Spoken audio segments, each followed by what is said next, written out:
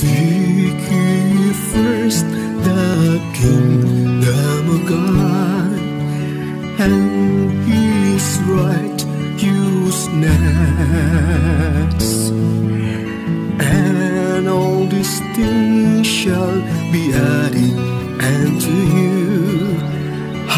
Mahilig ka nga lang sa gaya, pero kung ikaw ay makikilala mong mabuti ang sarili mo, na ganun ka kahina, ganun ka kasimpleng tao, mas makikilala mo talaga ang tunay na pagkatao mo. Sayang sinta ang sinumpaan at pagtitinginan tunay. Pagpakikilanlan. Mga kapatid, ito po ang napili nating pamagat ngayon sa linggong ito, Gaudete Sunday, the third Sunday of Advent. At halfway na tayo. Siguro napakaganda din pong bigyan natin ng image yung Gaudete Sunday. Hindi ko makakalimutan ito ng aking professor na ngayon ay isang cardinal na, si Bishop Ambo or Cardinal Ambo David. Pag sabihing Gaudete Sunday, ang pinipicture out kaagad niya ay yung agaw dilim o yung sinasabi nating bukang liwayway. Na nandyan ka na sa halfway at alam mo na darating na yung bagong araw. Alam mo na nandyan na yung unti-unti nang lumalabas yung liwanag. At dahil sa pag-unti-unting paglabas ng liwanag, ang kadiliman ay pinapawi dito at masasabi natin, wow, yun na, hudyat ng pag-asa, hudyat ng bagong buhay. At kailangan natin, naging masaya tayo, magalak tayo dahil alam natin na darating na ang Mesiyas. At sa ating lahat mga kapatid, sa inyo ay welcome to the Music of the Gospel Sunday Reflection at walang sawang pasalamat sa inyo sa walang sawang paging bahagi ninyo sa Music of the Gospel Sunday Reflection, sa inyong maging bahagi, pagla-like natin sa Music of the Gospel, pakikinig natin. Ito din yung way of pakikilanlan. At alam ba ninyo mga kapatid, ang ating Music of the Gospel Sunday Reflection ngayon, song, ay nais nating bigyan ng kunting criticism. Dahil ang awiting ito na napakalungkot, na sinasabi ito, paano ang Pasko inulila mo?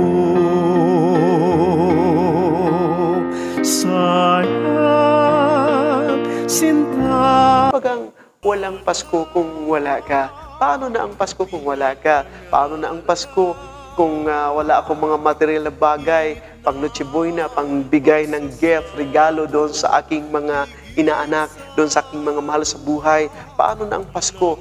At mga kapatid, alalahanin natin na ito yung standard ng mundo natin. Ito yung standard ng capitalistic world natin o consumeristic world natin na para bagang dinidiktahan tayo, no? Unconsciously na parabagang ang pagdiriwang ng Kapaskuhan ay nakabase na lang sa mga material na bagay.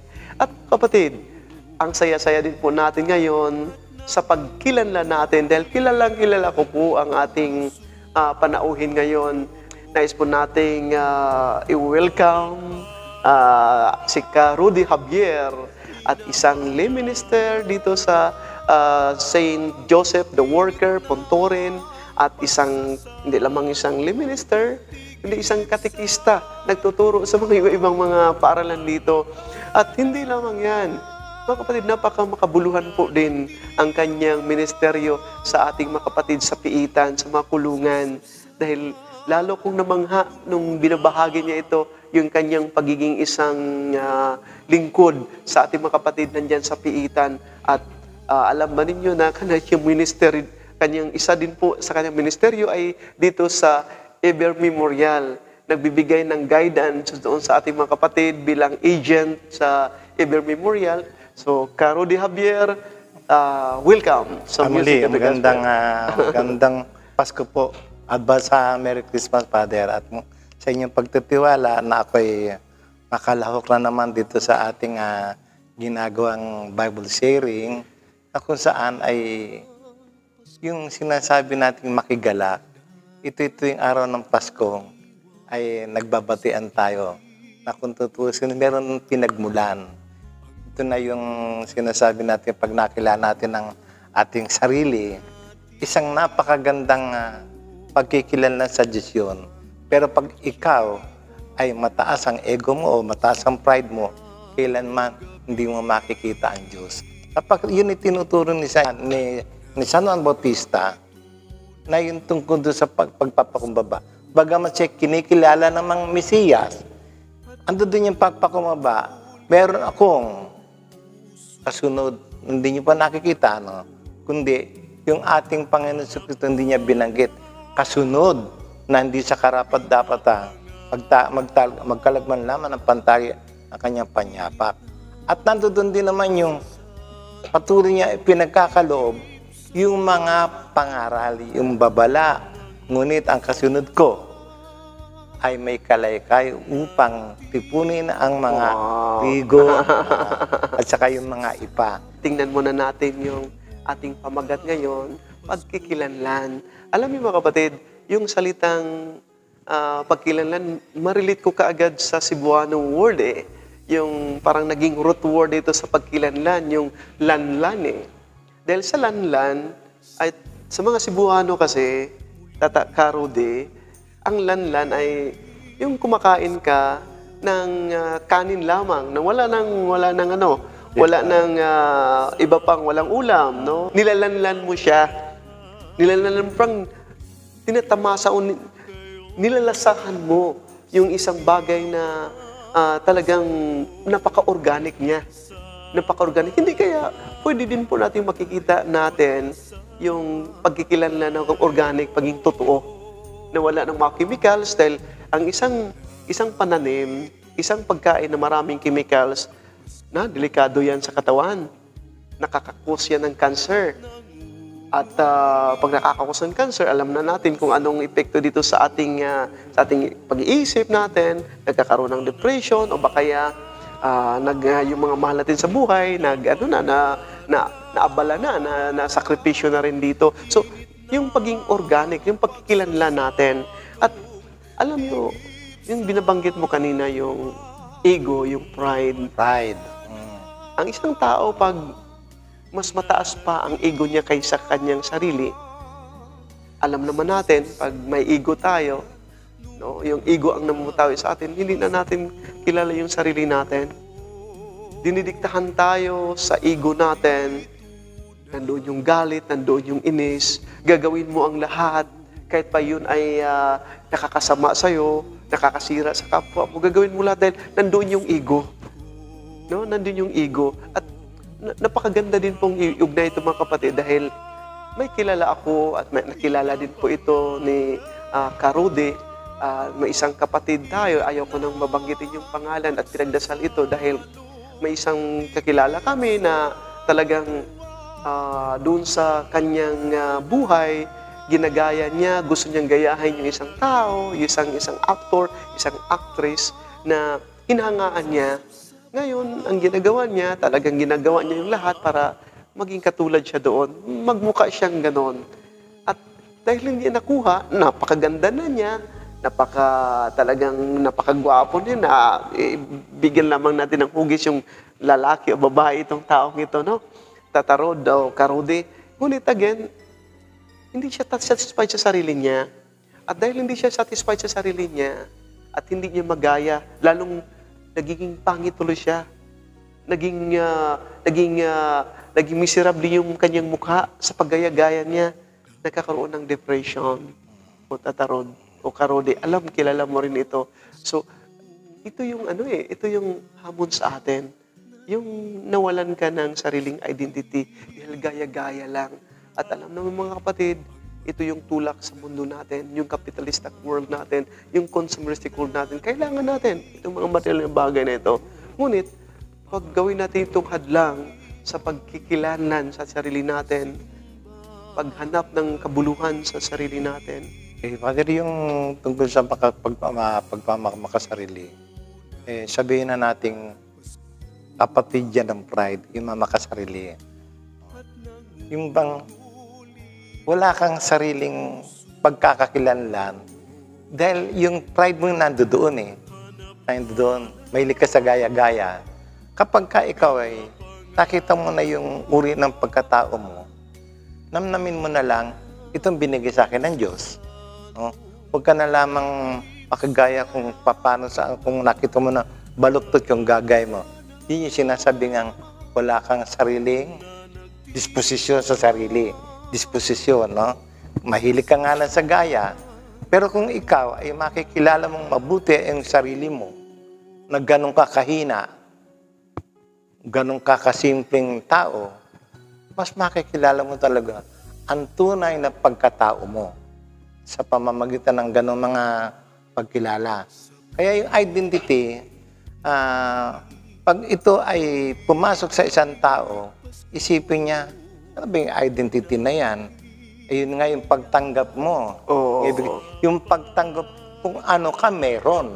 Oo, Kung ano ka. Ito na yung sinasabi natin na sa wikang Pilipino, maging totoo ka sa sarili mo, kapatid.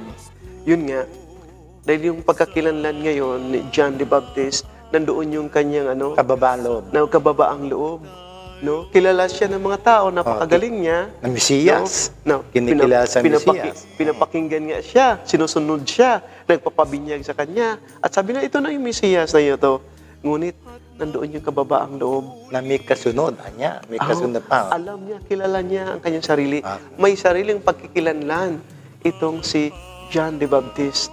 No? Dahil may sarili niyang pagkikilanlan sa may pagkilanlan siya sa sarili niya. Hindi siya nakipag-compete ni Jesus. Hindi siya nakipag-compete. At yun nga sabi na, binanggit mo na sabi niya na may kasunod pa na mas makapangyarihan pa kay sa akin. Hindi ako karapat-dapat magkalad ng tali ng kanyang pangyapak.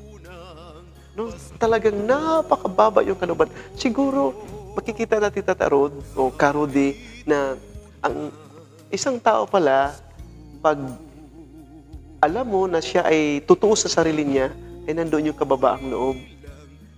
Yung satisfied niya sa sarili niya. Satisfied niya siya, masaya siya sa kung anong mayroon siya. Hindi plastic, Father. Hindi plastic. Hindi plastic, oo. Totoo siya, totoo. Hindi gaya-gaya. Alam mo, tatarod, iugnay natin ito sa sa pangyari sa kapaligiran natin, sa society natin. Ito din po yung corruption. Yes, Father. Diba? Nagaganap po yan. Nagaganap itong Nagaganap corruption. po yan. Dahil gaya-gaya tayo. Gusto nating maging mayaman na hindi tayo satisfied. No? Hindi satisfied na nandyan na yun, natatrabaho ka na, sinasakuran ka ng gobyerno, Yes, sinasaroon ka ng napakataas na ngayon sa ngunit, again, dahil hindi ka satisfied, hindi mo kilala yung sarili mong identity na ito pala ay nakapahamak sa'yo. Yan, nandyan yung corruption, nakita mo yung pera, lumalabis na yung pera mo, ngunit ang tanong dito, naging makabuluhan ba yung sarili mo? Sa totoo lang po, nagaganap sa atin, umiiral ngayon. Yan yung ayaw ng ating Saint John.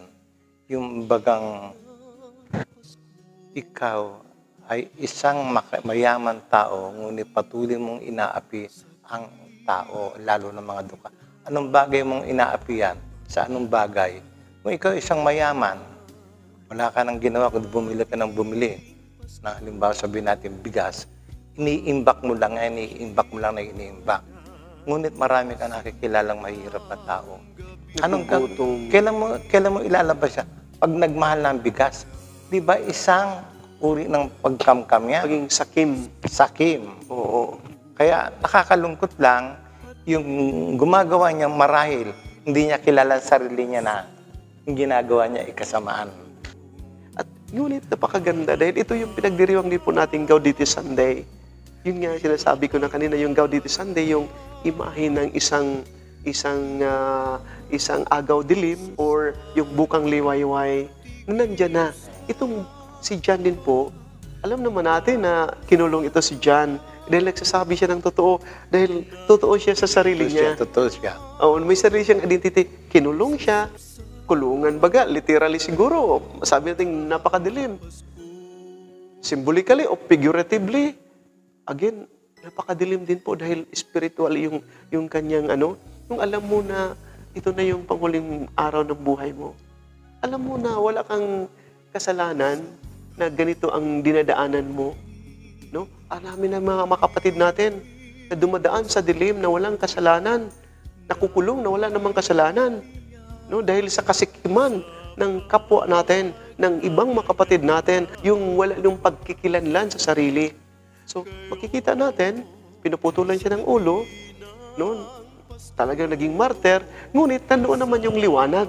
Ang liwanag dito, bagong buhay dito, bagong pag-asa, walang iba kundi ang Mesiyas, ang ating Paiso Kristo. Tinanggap niya na sa kabila nangyari sa kanyang yan, ang respeto ng tao, na akala siya na yung Mesiyas. Siya na yung Mesiyas. Pero hindi na ako sa Indian niyo, kundi meron akong kasunod. Oo. Hawak niya ang kalaykay. Ang ganda, ano? At ito din po yung sinasabi natin sa sinasabi ni John, sa bandang huli, yung palay at ipa. Diba? Sa amin kasi, talagang naranasan ko rin tong pagiging isang magsasaka, tatanim ng palay. Pag sa panahon ng anihin, ginagathered yung inaani, palay, kasama pa yung ipa doon. Ngayon yung mga nanay, nagtatahip yun doon sa dalampasigan dahil malakas yung hangin doon. Hinihiwalay ipa. At pag inihiip na yun ng hangin, lilipad yung mga ipa dahil walang laman. Ngunit yung mga palay, nalalaglag lang, naiipon doon. At ito yung challenge sa atin. Anong gusto natin sa buhay natin? Magiging ipa o magiging palay? Gaya-gaya, kagaya ng isang ipa, nalilipa rin lamang, walang kabuluhan. Ngunit again, nagsakripisyo man tayo, kagaya ng mga magulang. Umiiyak na yung ibang magulang sa pagsakripisyo nila, ngunit huwag yung makabuluhan. Dahil naging successful lang yung anak, hindi naman nakita ng ibang mga magulang yung success ng kanilang mga anak. Ngunit nandoon yung liwanag na sa kanilang mga ginagawa. Makabuluhan ang kanilang ginagawa, ngunit nakikita ang liwanag doon. At ito din po napakahamon sa atin, yung criticize natin yung isang awitin na paano ang Pasko kung wala ka.